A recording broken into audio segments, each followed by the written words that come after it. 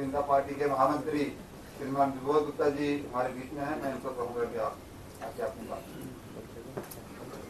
हाँ जी, हमारे एमएलए और राष्ट्रीय मंत्री डॉक्टर नरेंद्र सिंह जी, पूर्व में उप मुख्यमंत्री कविंदर गुप्ता जी व मेरे साथियों, ये दिन जिस दिन डॉक्टर श्यामा प्रसाद मुखर्जी जी का जन्म हुआ, वो दिन सदियों सदियों तक याद रहे।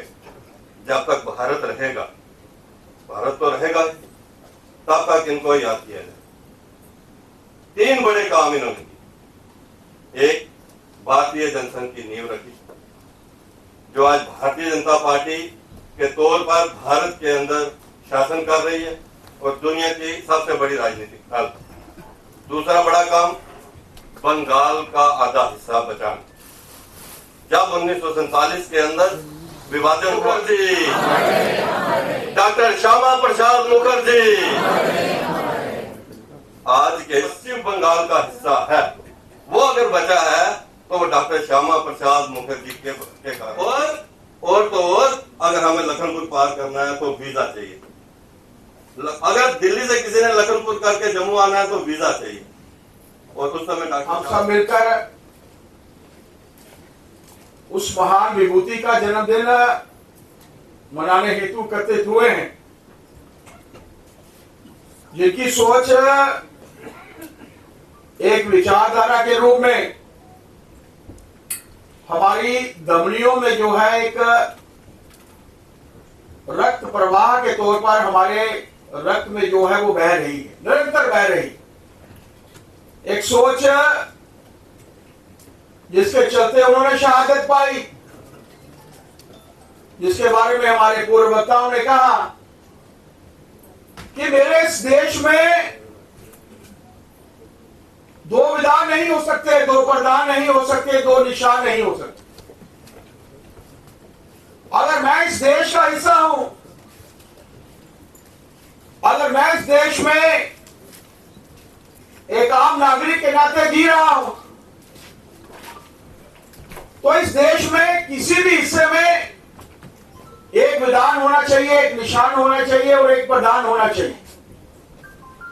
तत्कालीन प्रधानमंत्री जी की नीति, उस वक्त के प्रधानमंत्री जी की नीति और शेख मोहम्मद अब्दुल्ला, इन दोनों के बीच का ही वातावरण था, जिसके चलते एक स्पेशल दर्जे के तौर पर, एक विशेष दर्जे के तौर पर जम्मू कश्मीर को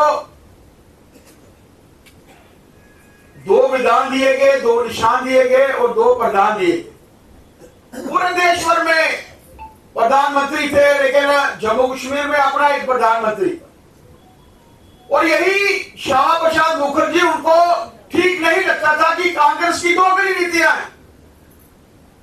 ये कांग्रेस की दोगली नीतियां थी कि जिसके चलते उन्होंने जम्मू कश्मीर में कैसा वातावरण क्रिएट किया, वो चाहे आजादी के बाद डॉक्टर साहब जिसके बारे में कह रहे थे कि जिस तरीके से हमारे देश का विभाजन हुआ, उस वक्त भी 2 ऐसे नेता जो अपने अपने देशों के सर्वप्रथम प्रधानमंत्री बनना चाहते थे, उनके कारण हुआ।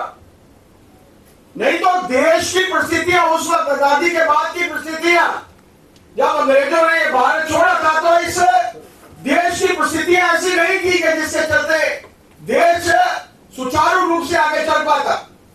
जरूरत थी उस वक्त संगठित होकर कार्य करने, देश के लिए काम करने की शक्ति, देश के लिए जीने का, देश के लिए मरने का, देश के लिए बलिदान होने का प्रण स्पष्ट दिखता।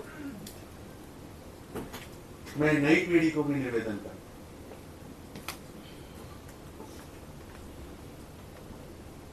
आज अगर बंगाल और पंजाब के अंदर हम सब लोग सीना तान कर खड़े हैं, तो उसके लिए हम कभी भी श्यामा प्रसाद मुखर्जी जी का योगदान भूल नहीं सकते। कविंदर जी ने जिक्र किया, बाद में नरेंद्र जी ने भी किया, लाइन खींच ली।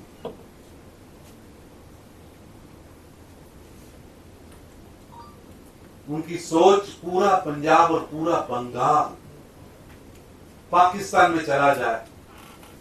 लेकिन उस समय अगर कोई संघर्ष का बिगुल किसी ने बजाया तो श्यामा प्रसाद मुखर्जी के नेतृत्व में वो बिगुल बजा और आज पाकिस्तान से हम अपना पंजाब बचा पाए। एक बहुत बड़ा हिस्सा बंगाल का बचा पाए।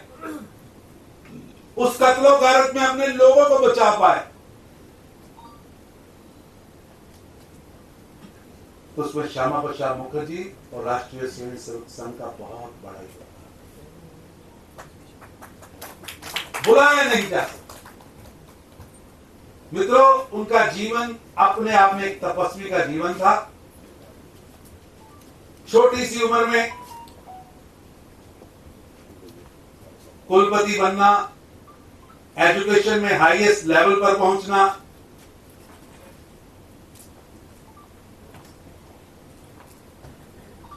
विधानसभा में पहुंचना, लेकिन अपने असूलों से समझौता नहीं करना, ये उनके जीवन की बहुत बड़ी बात है, बहुत बड़ी बात। आपको मैं याद कराना चाहता हूं कि दोनों महानुभाव, मैं दोनों के बारे में मेरे मन में बहुत श्रद्धा है। आदरणीय श्यामा प्रसाद मुखर्जी और आदरणीय डॉक्टर भीमराव अंबेडकर दोनों नेहरू मंत्रिमंडल में नेहरू जी के विरोध के बावजूद मंत्रिमंडल में थे और दोनों ने नेहरू जी की अत्याचारी नीतियों के कारण इस्तीफा दिया। आप में से कम लोगों को पता होगा कि श्यामा प्रसाद मुखर्जी ने 8 अप्रैल 1950 को भारत के मंत्रिमंडल से, नेहरू जी के मंत्रिमंडल से इस्तीफा दिया था और उसके पीछे एक ही रीजन था कि 8 अप्रैल को दिल्ली के अंदर पाकिस्तान के प्रधानमंत्री और भारत के प्रधानमंत्री के बीच में लियाकत अली समझौता, बहुत मशहूर समझौता, आपको भी मैं सबसे निवेदन करूंगा कि आपको पढ़ना चाहिए। कुलभूषण जी के पास अगर पुस्तक हो तो उसके नोट्स बनाकर इन सबको देने चाहिए। उसमें तय हुआ कि दोनों देशों के अंदर जो अल्पसंख्यक हैं, दोनों देशों की सरकारें उसकी रक्षा करेंगी। मित्रों, उस समय दूरगामी सोच के मालिक श्यामा प्रसाद मुखर्जी ने कहा था कि पाकिस्तान की सोच में खोट है। आप पंजाब और बंगाल के हिंदुओं को, सिखों को, बुद्धिस्ट को, जैनों को, ईसाइयों को इस सरकार के हवाले कर रहे हैं जिसकी सोच जिहादी है, जिसकी मानसिकता में जहर भरा है। ये इन लोगों को जिंदा नहीं छोड़ेंगे या इनका धर्म परिवर्तन करेंगे। उन्होंने विरोध किया कि लियाकत अली को यहां पूरे विश्व को स्पष्ट करना पड़ेगा कि वहां रहने वाले अल्पसंख्यकों को क्या क्या अधिकार मिल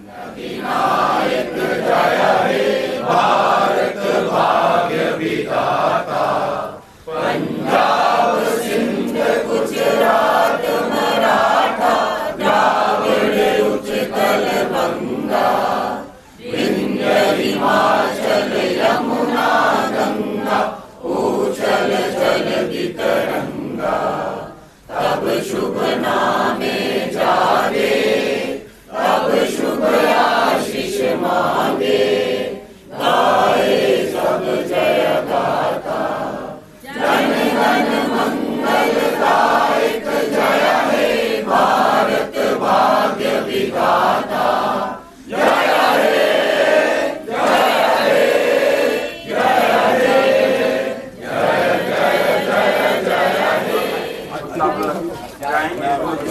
धन्यवाद।